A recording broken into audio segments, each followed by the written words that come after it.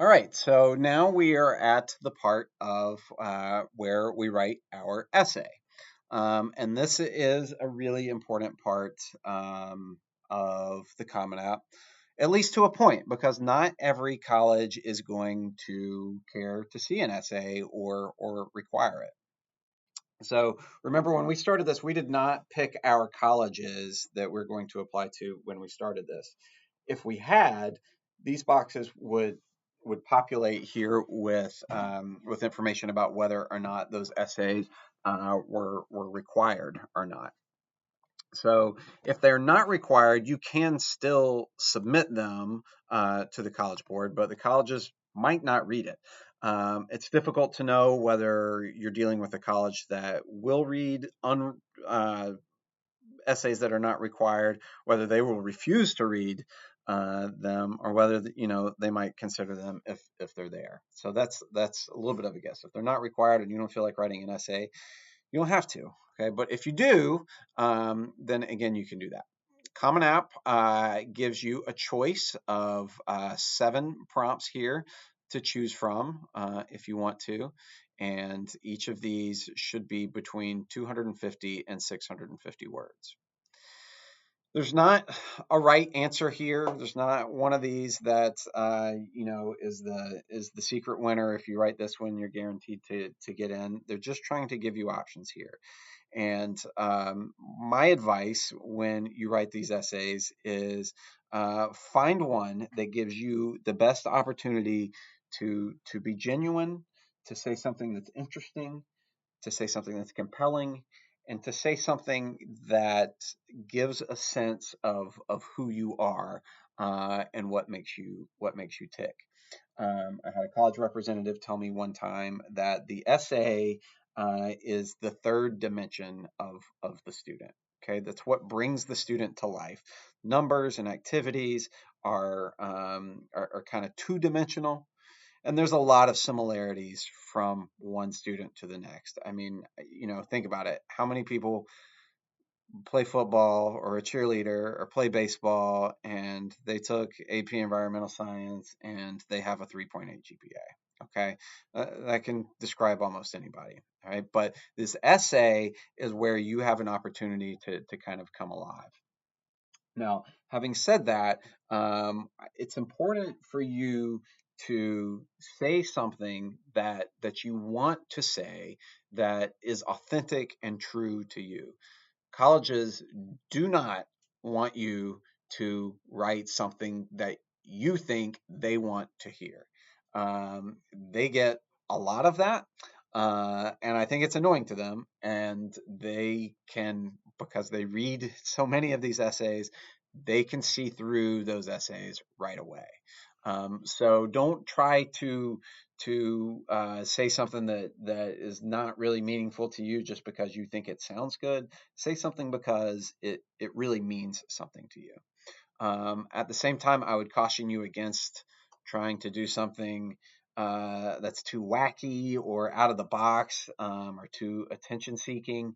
Um, a lot of students try that too, and I think that gets very tired with the colleges. Not that you don't want to have some color in your essay and something that can grab a little attention or a hook, in the beginning or something, but you don't want to do something I think that's so off the wall that it just doesn't connect and doesn't really give a strong sense of who you are. I'm happy to look at these with you, and if you have some questions, I think it's always good to have a second set of eyes. I would not submit an essay that someone else you trust hasn't read. Your English teacher or any teacher is probably willing to take a look at that. If you know that you've got a neighbor or your boss is good with these types of things, then show it to somebody that you think is good. Um, in addition to the content, they are looking at your writing ability. in these.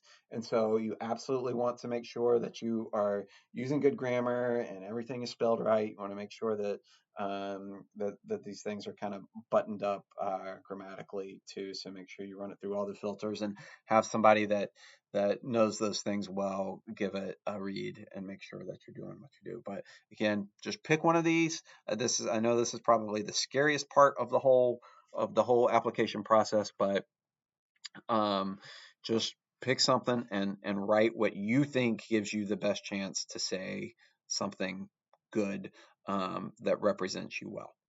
All right, so I'm gonna skip this part for now. Oh, and you can type it directly into this box. That's not the approach that I would take. I would write this into a separate document and save that so that you can come back and paste it in here later. That might be something that you can even use for a scholarship essay or something down the road.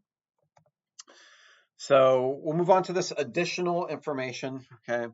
So different people have some different things going on in their life. And this is an opportunity for you to explain some circumstances that maybe are a little bit different for you. So let's say that your sophomore year, your grandmother, who you were super close to, passed away, and this is someone who helped raise you. Your mom, spent a lot of time in going to grad school when you were a little kid. You spent a ton of time with your grandmother, and she unexpectedly passed away during your sophomore year.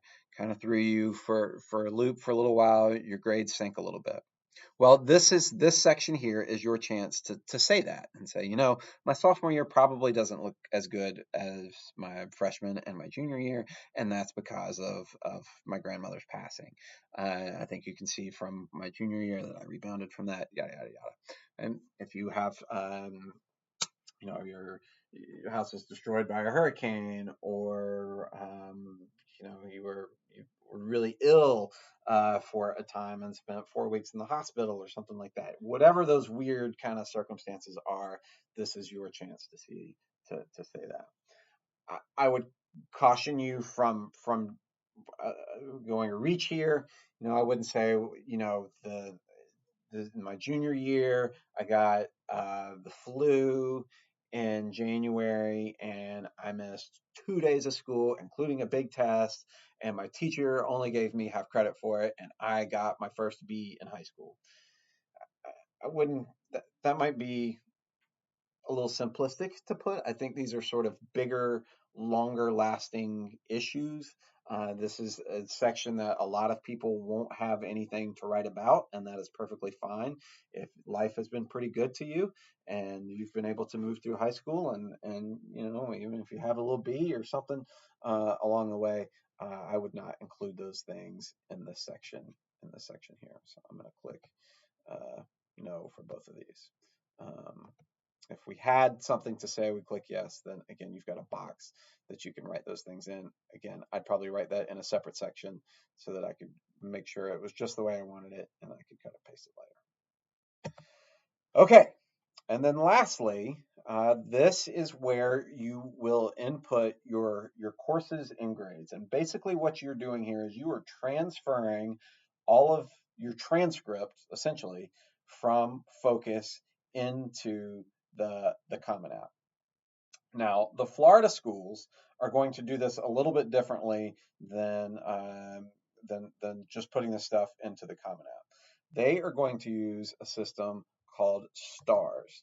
Now, STARS stands for the Self-Reported Transcript and Academic Record System, and this has replaced the SAR, which you might have heard some students who graduated in years past do. But what you're doing with these things is you're basically taking information from Focus, all your grades, the B that you made in Algebra 2 in the 10th grade, and the A that you made in biology in the ninth grade. You're taking all of those grades. This is kind of time consuming, but you're taking all of those grades and plugging them in and self-reporting them here. After you get admitted to these schools and you choose to accept them, you're going to send them when you decide where you're going, you're going to send we're gonna send them a transcript, and they're going to verify. And that so there's a mechanism here where they would catch you in a lie, which is not the situation that you want to be in. So it's important that you're truthful in these, because if they find out you lied to them egregiously, they're gonna rescind your acceptance, and that's a bad thing. So just plug all that stuff in. It takes a while to do, but it's an important part of the process. We will do a video on stars at a later time, but again, for the Florida schools, you're probably going to be doing this, and we'll look at that soon.